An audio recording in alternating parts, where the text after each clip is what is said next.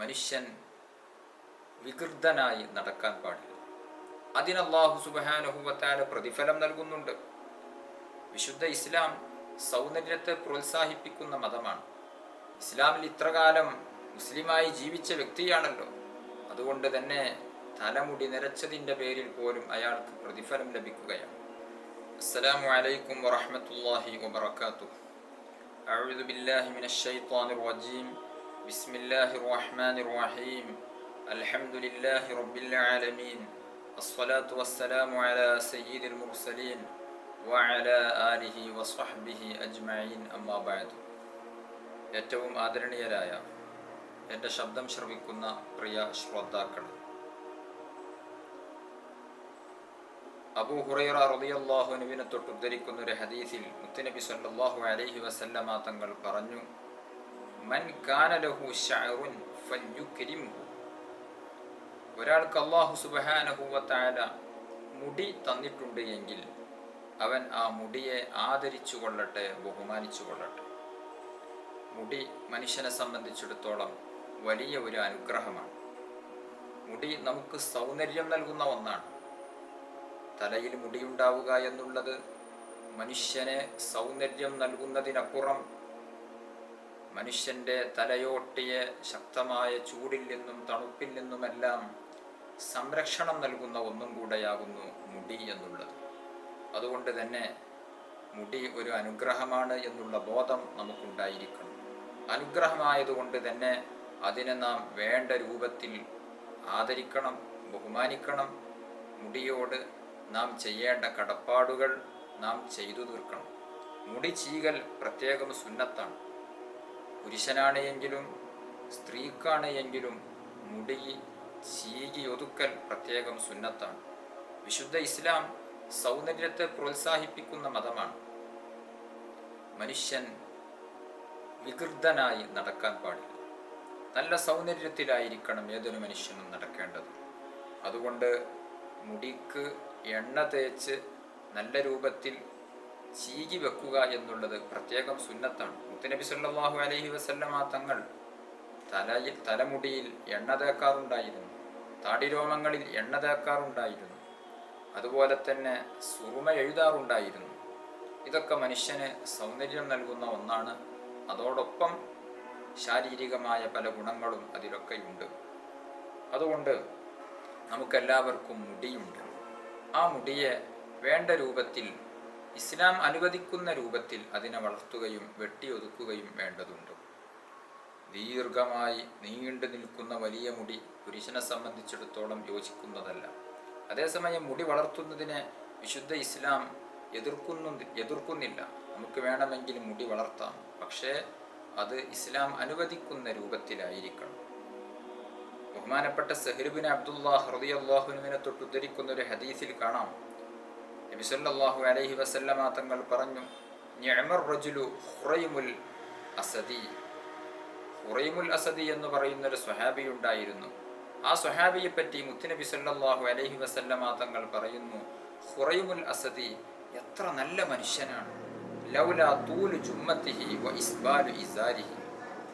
അദ്ദേഹത്തിൻ്റെ നീണ്ടു നിൽക്കുന്ന മുതുകിൽ നിന്ന് താഴേക്കിറങ്ങി നിൽക്കുന്ന ആ മുടിയും നെരിയാണിക്ക് കീഴ്പോട്ടിറങ്ങുന്ന തുണിയും ഇല്ലായിരുന്നുവെങ്കിൽ എത്ര നല്ല മനുഷ്യൻ. ആദ്യം അദ്ദേഹത്തിനൊരു ഗുഡ് സർട്ടിഫിക്കറ്റ് മുത്തുനബി സല്ലല്ലാഹു അലൈഹി വസല്ലമ തങ്ങൾ നൽകി. എന്നിട്ട് പറഞ്ഞു, ഈ രണ്ട് സ്വഭാവങ്ങൾ അദ്ദേഹത്തിന് ഇല്ലായിരുന്നെങ്കിൽ വളരെ ഉഷാറാണ്. മുത്തുനബി സല്ലല്ലാഹു അലൈഹി വസല്ലമ തങ്ങളുടെ ആ ഒരു പ്രബോധനത്തിൻ്റെ ശൈലി കൂടെ നമുക്ക് ഈ ഹദീസിൽ നിന്ന് മനസ്സിലാക്കേണ്ടതുണ്ട്. ഒരാളെയും നേരിട്ട് പരസ്യമായി വഷളാക്കാതെ വളരെ നല്ല രൂപത്തിലായിരുന്നു മുത്തുനബി സല്ലല്ലാഹു അലൈഹി വസല്ലമ തങ്ങൾ കാര്യങ്ങൾ പറഞ്ഞ് മനസ്സിലാക്കി കൊടുക്കുക. ആ സ്വഹാബിയെ പറ്റി അങ്ങനെയാണ് പറഞ്ഞത്, വളരെ നല്ല മനുഷ്യനാണ് അദ്ദേഹം, പക്ഷേ ഈ രണ്ട് സ്വഭാവങ്ങൾ അദ്ദേഹത്തിൽ നിന്ന് പോയാൽ, ഇല്ലാതെയായാൽ വളരെയധികം ഗ്രേഡുള്ള വ്യക്തിയായിരിക്കും ബഹുമാനപ്പെട്ട ഖുറൈമുൽ അസദി. ഖുറൈമുൽ അസദിയുടെ ഒരു സ്വഭാവം മുത്തുനബി സല്ലല്ലാഹു അലൈഹി വസല്ലമ തങ്ങൾ ഒഴിവാക്കണം എന്ന് സൂചിപ്പിച്ച ഒരു സ്വഭാവം പുറത്തേക്ക് നീണ്ടു നിൽക്കുന്ന മുടിയായിരുന്നു. മറ്റൊന്ന് നെരിയാണിക്ക് താഴെ വലിച്ചിയക്കുന്ന തുണിയായിരുന്നു. മുത്തുനബി സല്ലല്ലാഹു അലൈഹി വസല്ലമ തങ്ങൾ തെന്നെപ്പറ്റി ഇങ്ങനൊരു സംസാരം സംസാരിച്ചു എന്ന് ബഹുമാനപ്പെട്ട ഹുറൈമുൽ അസദിയുടെ കാതിലെത്തിയപ്പോൾ ഹുറൈമുൽ അസദി റളിയല്ലാഹു അൻഹു നേരെ ചെന്ന് ഒരു കത്രികയെടുത്തു. ഫഖതഅ ബിഹാ ജുമ്മതഹു ഇലാ ഉദ്നൈഹി, തൻ്റെ 2 ചെവിയെ മൂടി താഴേക്കിറങ്ങി നിൽക്കുന്ന നീണ്ട ആ മുടിയെ വെട്ടി നല്ല രൂപത്തിൽ ചിട്ടപ്പെടുത്തി, നല്ല സുന്ദരമായ രൂപത്തിൽ അതിനെ വെട്ടിയൊതുക്കി. അതുപോലെ തന്നെ വറഫഅ ഇസാറഹു ഇലാ അൻസ്വാഫി സാഖൈഹി, തൻ്റെ വലിച്ചിയച്ച് നടക്കുന്ന തുണിയെ നെരിയാണിക്ക് മുകളിലേക്ക് കയറ്റിയെടുക്കുകയും ചെയ്തു. സല്ലല്ലാഹു അലൈഹി വസല്ലമ തങ്ങൾ പറഞ്ഞതിൻ്റെ പേരിൽ ഹുറൈമുൽ അസദി റളിയല്ലാഹു അൻഹു ഇങ്ങനെ ഒരു വിശേഷണത്തിലേക്ക് മാറുകയുണ്ടായി. അതുകൊണ്ട് നാമൊക്കെ മുടി വെട്ടുന്ന സമയത്ത് ശ്രദ്ധിക്കേണ്ടതുണ്ട്. നമ്മുടെ മക്കളുടെയൊക്കെ മുടി പലപ്പോഴും ക്രോപ്പ് ചെയ്യുന്ന രൂപത്തിൽ ബാക്കിൽ ഒരു ഭാഗത്ത് പറ്റേയങ്ങ് വെട്ടിയൊതുക്കി വളരെ വികൃതമാക്കുന്ന രൂപത്തിൽ പലപ്പോഴും ചെറിയ കുട്ടികളെ പോലും പല രക്ഷിതാക്കളും ഇങ്ങനെ ചെയ്യിക്കാറുണ്ട്. ഒരിക്കലും അങ്ങനെ ചെയ്യിക്കാൻ പാടില്ല. വിശുദ്ധ ഇസ്ലാം മുടി വെട്ടുന്നതിൻ്റെ ഒരു രൂപം പറഞ്ഞു തന്നിട്ടുണ്ട്.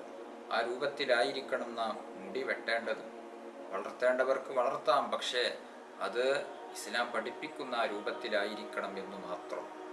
അതുകൊണ്ട് മുടി നാം ചീകലും അതിനെ എണ്ണ തേക്കലും അതിനെ സുന്ദരമായ രൂപത്തിൽ സൗന്ദര്യത്തോടെ കൊണ്ടു നടക്കലുമെല്ലാം നല്ല കാര്യം തന്നെയാകുന്നു.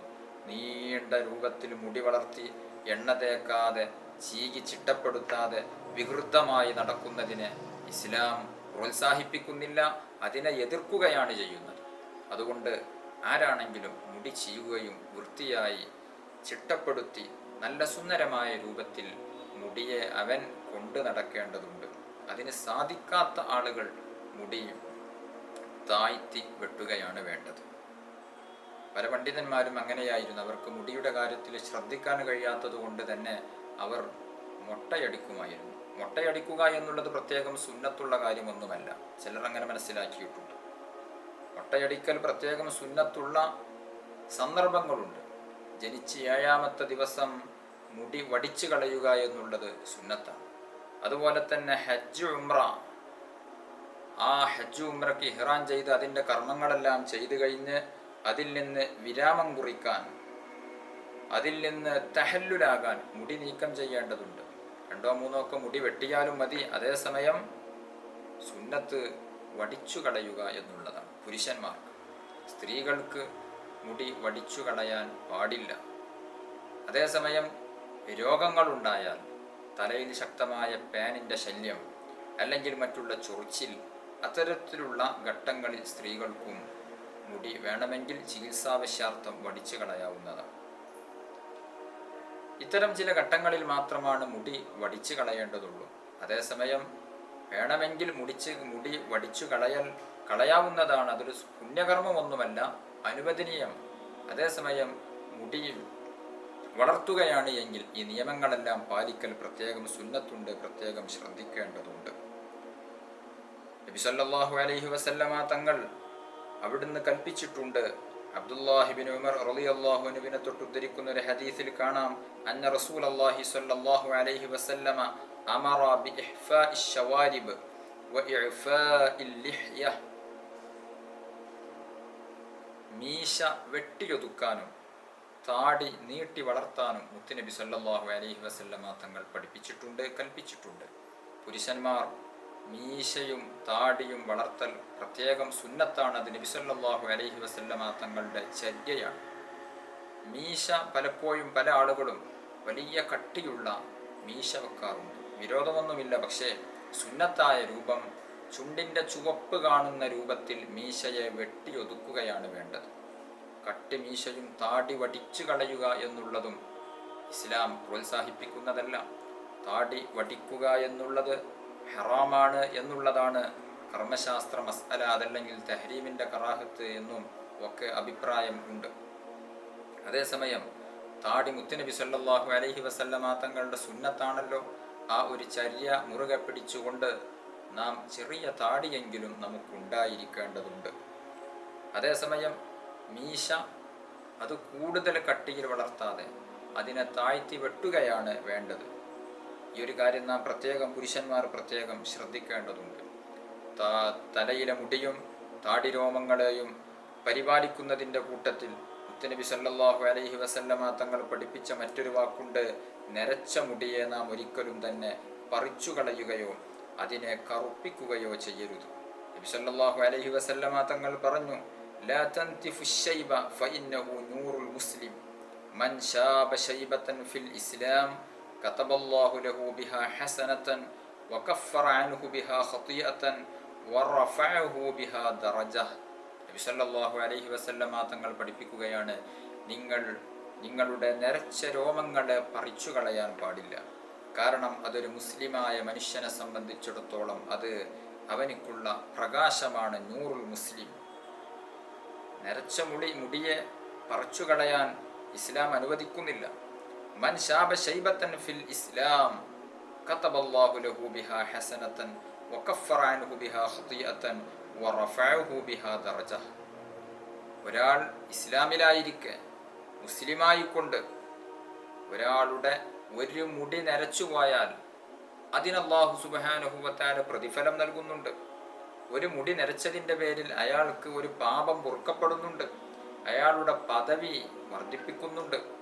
കാരണം ഇസ്ലാമിൽ ഇത്രകാലം മെമ്പറായി വന്ന വ്യക്തിയാണല്ലോ, ഇസ്ലാമിൽ ഇത്രകാലം മുസ്ലിമായി ജീവിച്ച വ്യക്തിയാണല്ലോ. അതുകൊണ്ട് തന്നെ തലമുടി നിരച്ചതിൻ്റെ പേരിൽ പോലും അയാൾക്ക് പ്രതിഫലം ലഭിക്കുകയാണ്. ആ മുടിയെ നാം പറിച്ചു കളയാൻ പാടില്ല.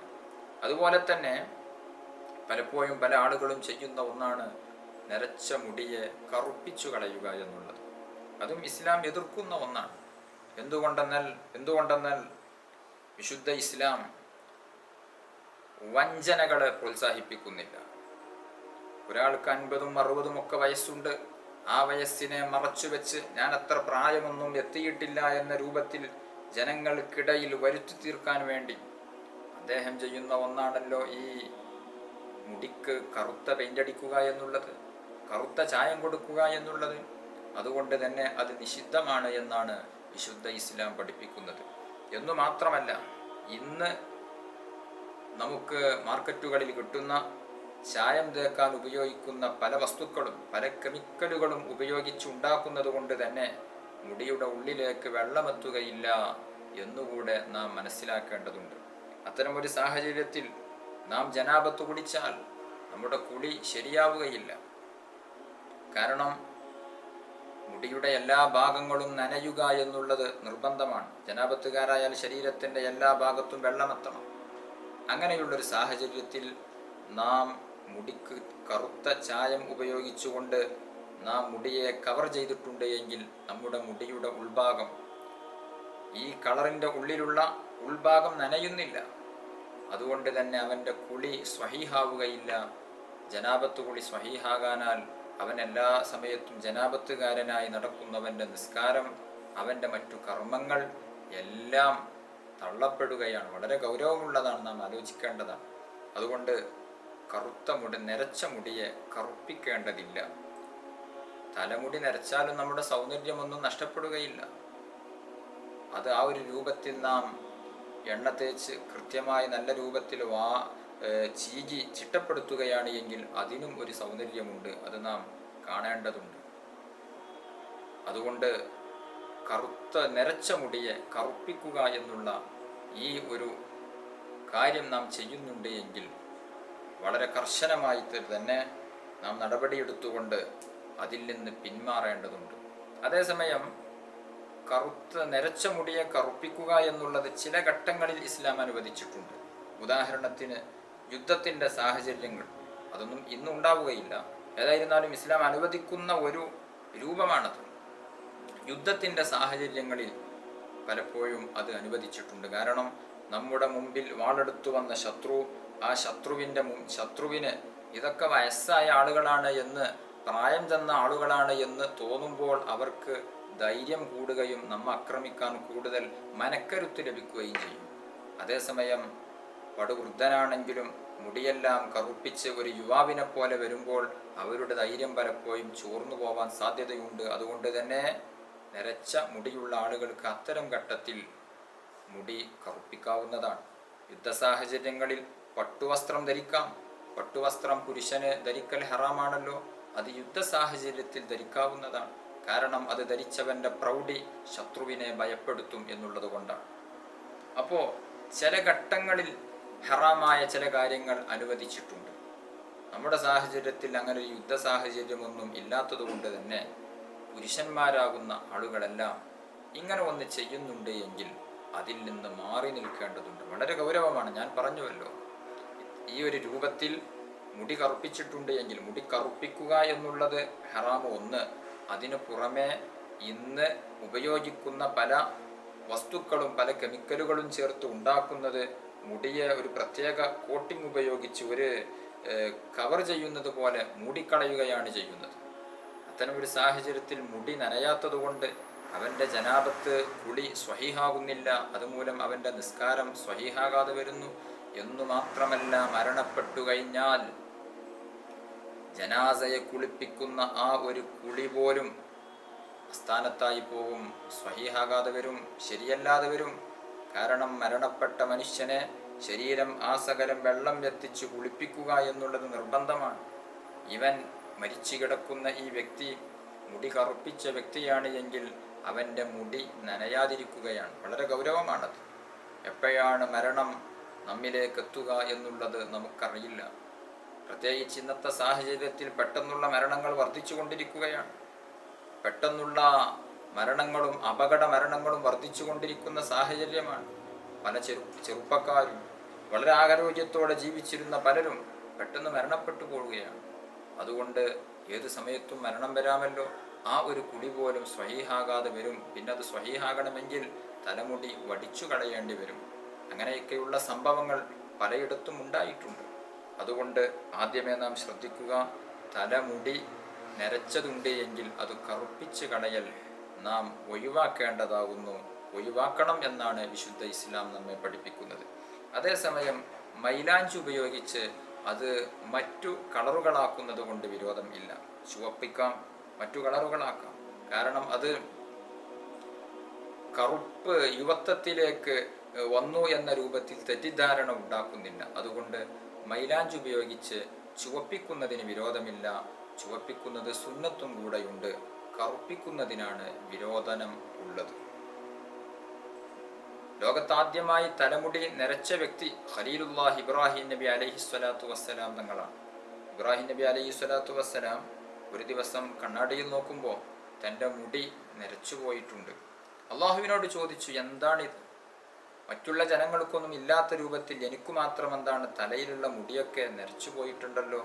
അള്ളാഹു സുബ്ഹാനഹു വ തആല പറഞ്ഞു, ഓ ഇബ്രാഹിം, ഇത് നിങ്ങൾക്കുള്ളൊരു ഗാംഭീര്യവും ആദരവും ആകുന്നു.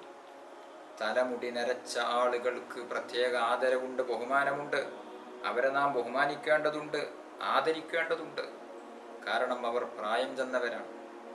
അവരെ നാം പ്രത്യേകം ആദരിക്കുകയും ബഹുമാനിക്കുകയും ചെയ്യേണ്ടതുണ്ട്.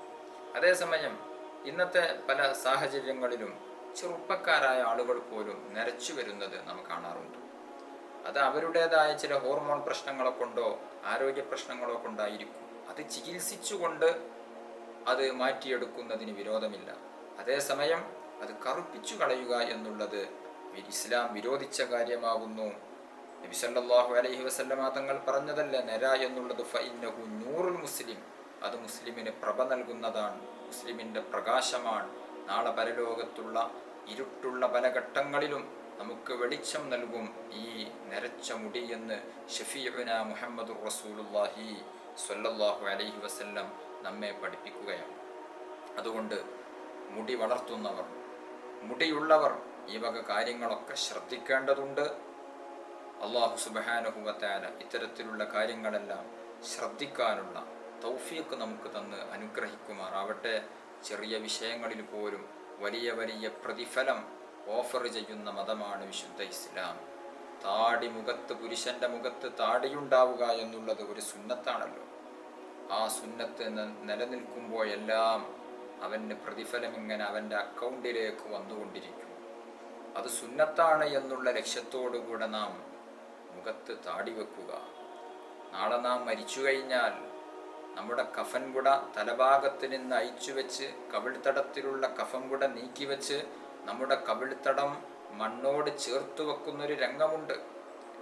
ആ ഒരു സമയത്ത് മുത്തുനബി സല്ലല്ലാഹു അലൈഹി വസല്ലമ തങ്ങളുടെ സുന്നത്ത് നമ്മുടെ മുഖത്ത് വേണ്ടേ, ഉണ്ടാവേണ്ടതുണ്ട്. കാരണം നാളെ ഖബറിൽ നാം കിടക്കുന്ന സമയത്ത് ഹബീബുന മുഹമ്മദുർ റസൂലുള്ളാഹി സ്വല്ലല്ലാഹു അലൈഹി വസല്ലമ തങ്ങൾ നമ്മിലേക്ക് വരുന്ന ഒരു ഘട്ടമുണ്ട്.